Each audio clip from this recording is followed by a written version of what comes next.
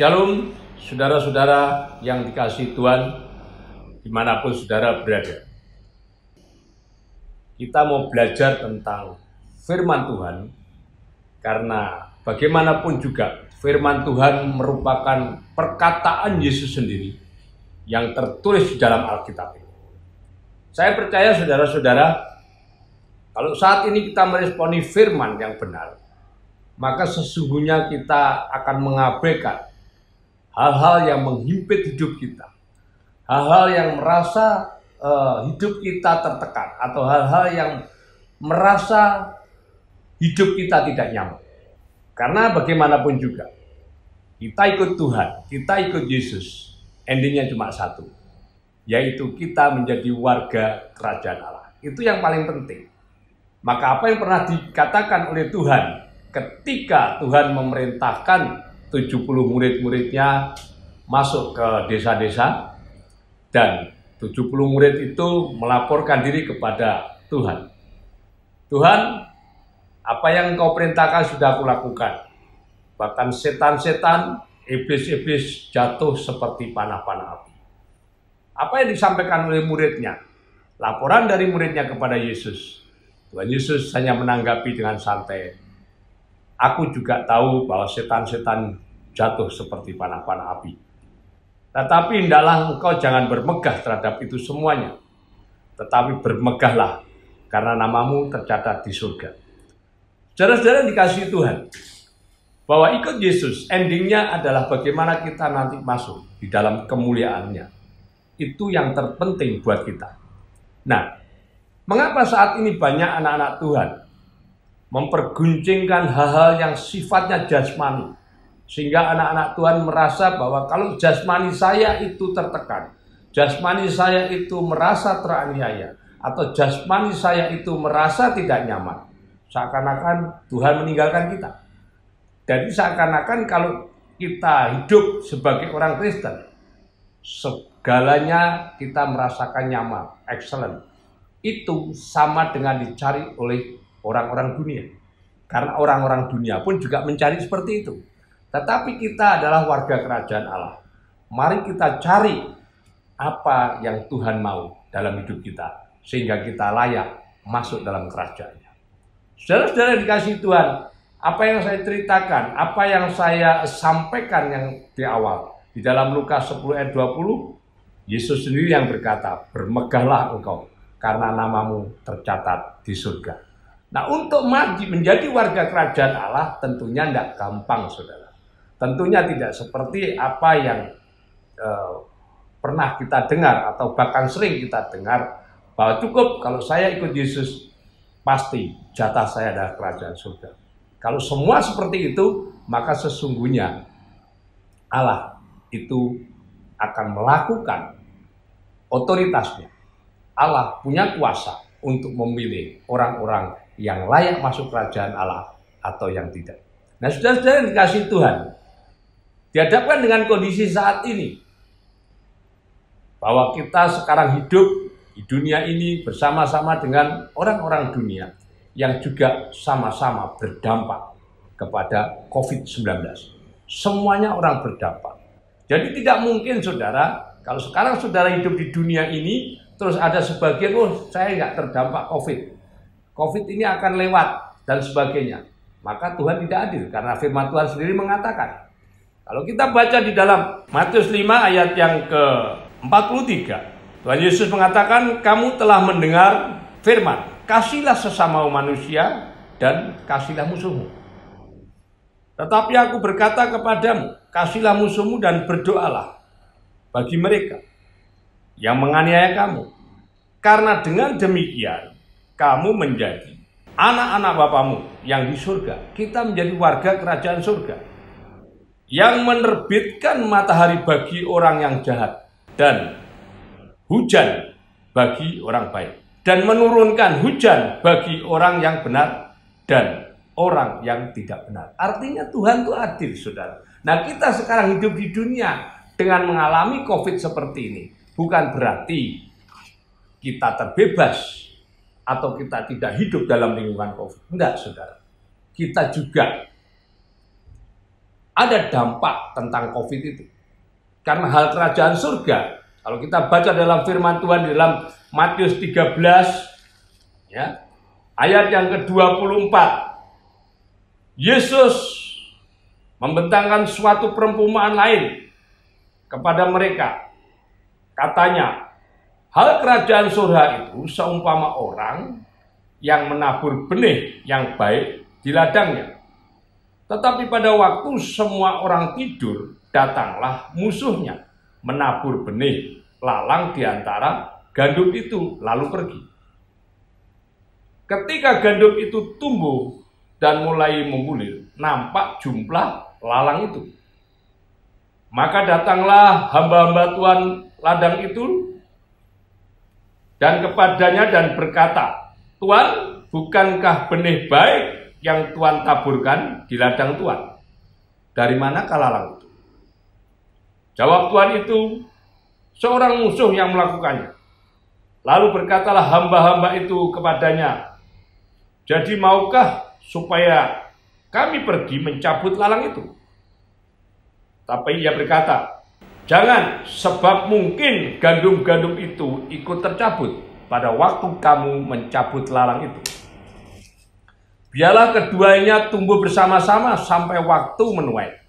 Pada waktu itu aku akan berkata kepadamu, para penuai, kumpulkanlah dahulu lalang-lalang itu dan ikatlah berkas-berkas untuk dibakar. Kemudian kamu pilihlah gandum itu ke dalam lumbungku. Artinya apa, saudara? Kita sebagai gandum bertumbuh bersama-sama dengan lalang di sekitar kita. Tuhan sangat tahu siapa sesungguhnya gandum yang sejati. Kita sebagai anak-anak Tuhan adalah menjadi gandum yang hidup di tengah ilalang-ilalang yang ada saat ini. Tetapi kita walaupun hidup di tengah ilalang, kita tetap berbuah. Dan buah kita dapat dinikmati oleh orang lain. Saudara-saudara yang dikasihi Tuhan, saya percaya saudara, COVID-19 ini berdampak kepada kita, tetapi juga berdampak kepada manusia di sekeliling kita. Nah, bedanya saudara, kita sebagai anak-anak Tuhan memiliki hikmat Tuhan daripada hikmat dunia. Karena hikmat Tuhan melampaui segala akal. Nah, saudara-saudara dikasihi Tuhan, saya mengajak saudara-saudara, mari kita meresponi firman ini dengan benar, saudara. Karena bagaimanapun juga, dampak COVID-19 ini membuat anak-anak Tuhan untuk tinggal di rumah, stay di rumah, karena Tuhan ingin memproses hidup kita. Saya percaya saudara-saudara, dengan tidak adanya kita secara eksternal atau secara daging kita bersekutu dengan orang-orang lain, dengan para jemaat lain, dan tidak langsung bertemu muka dengan hamba Tuhan, dengan pendeta, dengan evangelis, dengan pembicara-pembicara yang lain. Tetapi Tuhan tuntut kualitas saudara sekalipun saudara tidak bersekutu secara daging, secara eksternal, tetapi secara internal, Tuhan menginginkan saudara bergaul karib dengan Tuhan. Disinilah saudara yang dikatakan, kalau dunia mengatakan hikmat dunia new normal, kehidupan baru, kehidupan pola baru. Nah, bagaimana dengan kita? Apakah kita juga memiliki new normal dalam ibadah kita? Apakah kita juga memiliki new normal dalam hubungan karib dengan Tuhan?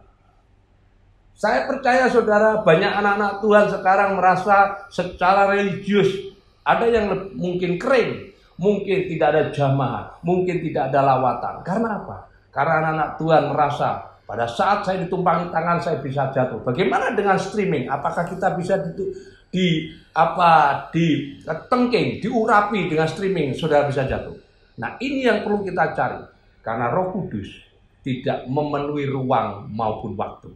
Dia bisa melawat saudara dan saya sekalipun dalam kondisi live streaming. Karena saya percaya saudara, di Alkitab dikatakan bagaimana seorang Samaria, perempuan Kanaan, bisa menyembuhkan anaknya sedangkan ada di rumah ketika dia menghadap Yesus. Yesus mengatakan apa? Aku tidak layak memberikan roti kepada domba-domba yang lain, karena aku hanya memberikan roti kepada domba-dombaku. Tetapi karena dia berkata, sekalipun aku bukan dombamu, tetapi dengan imanku, engkau katakan saja maka anakku sembuh. Lewat perkataan saja, yang tidak melihat Yesus dia bisa sembuh. Begitu pula saat ini saudara, saya percaya walaupun lewat live streaming, walaupun hanya lewat YouTube, walaupun mungkin hanya lewat Instagram, kalau saudara bisa menghadirkan Yesus tengah-tengah saudara, saya percaya tidak mustahil orang bisa dilawat Tuhan karena perkataan saudara lewat online ini. Saya percaya saudara, Roh Kudus bisa menjamah saudara dan saya lewat metode apapun. Kita tidak lagi seperti saat kita masih belum ada COVID. Kita hidup hanya diberikan suatu perkataan-perkataan yang hanya satu arah. Sehingga kita yang mengatakan apa? Amin. Puji Tuhan. Haleluya. Karena apa? Perkataan satu arah ini membuat saudara menjadi anak-anak Tuhan yang pasif. Anak-anak Tuhan yang hanya disuruh bergaul dengan Tuhan karena adanya perkataan orang lain. Tapi dengan kondisi seperti ini saudara punya kesadaran pribadi. Saudara bisa bersekutu dengan keluarga kita, dengan anak-anak kita, dengan istri, dengan suami.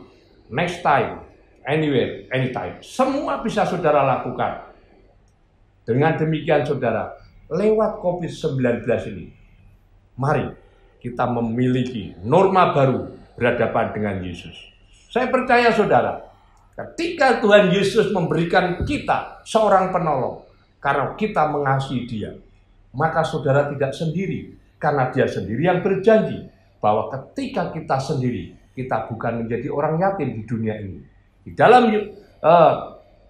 Yohanes 14 ayat 15, mari kita baca. Nah, Yohanes 14 ayat 15, jikalau kamu mengasihi aku, kamu akan menuruti segala perintahku. Dan aku akan meminta kepada Bapa, dan ia akan memberikan kepadamu seorang penolong yang lain, supaya ia menyertai kamu selama-lamanya, saudara. Nah, bagaimana kita bisa mengasihi Tuhan? Kalau kita hanya mengasihi Tuhan dalam kondisi kita nyaman, kita happy-happy saja, kita enak, kita diberkati. Tetapi bagaimana dengan kondisi seperti ini? Ketidaknyamanan kita karena kita tidak bisa memiliki kebebasan. Kita tidak lagi bisa ke kafe, kita tidak lagi bisa pergi ke mall. Bagaimana kita mengasihi Tuhan? Karena mengasihi Tuhan bukan berarti kondisi yang hanya nyaman dan mengenakan daging. Firman Tuhan mengatakan jelas di dalam Yohanes 14 ayat 23. Jawab Yesus, jika seorang mengasihi aku, ia akan melakukan dan menuruti segala perintahku, dan Bapakku akan mengasihi dia. Dan kami akan datang kepadanya dan diam bersama-sama dengan dia. Artinya apa? Mengasihi Tuhan adalah mengikuti segala perintahnya. Karena saya percaya saudara, masuk kerajaan surga bukan yang dikatakan di dalam firman Tuhan. Bagaimana firman Tuhan mengatakan, bukan orang yang menyebut Tuhan, Tuhan. Dan bukan orang yang hanya mengadakan mujizat demi namanya. Bukan orang yang menyebut namanya yang masuk kerajaan surga. Dan Yesus sendiri yang berterus terang berkata, enyalah engkau, karena engkau yang membuat kejahatan. Artinya apa saudara? Masuk kerajaan surga hanya orang-orang yang mau mengasihi dia. Dan itu orang-orang yang mau menuruti segala perintahnya. Orang-orang yang mau taat tentang hukum, ketetapan, dan aturan-aturannya. Saya percaya saudara, COVID-19 ini belum berakhir. Dan saya percaya ketika nanti COVID-19 ini sudah berakhir, saudara akan memiliki norma baru dalam menghadapi Tuhan. Saudara tidak lagi bergantung dengan orang-orang di gereja, orang-orang yang seakan-akan memberikan petuah, firman, tetapi saudara sendiri tidak melakukan itu. Saat ini saudara, ada kebebasan dalam hidup kita. Kita bisa memuji memuliakan nama Tuhan. Kita bisa berdoa, kita bisa bersekutu dengan anak istri kita. Dan kita banyak waktu untuk membaca firman Tuhan. Jujur saudara, saya secara pribadi, Roh Kudus mengatakan demikian. Enak, kamu sekarang di rumah. Gitu? bekerja di rumah, work from home. Saya katakan, apanya yang enak buat saya? Saya bukan hanya enak secara jasmani, tetapi rohani saya makin melekat kepada Tuhan. Roh Kudus mengatakan apa? Nanti kan kamu 4 bulan lagi pensiun. Tuhan baik. Saya work from home. Artinya apa? Saya diajari Tuhan untuk nanti kalau saya pensiun, saya tinggal di rumah. Saya akan menikmati kondisi seperti ini. Ketika hari-hari saya bisa bersekutu, saya bisa menyembah Tuhan, membaca firman, dan saya bisa sharing firman itu dengan anak-anak dan istri saya.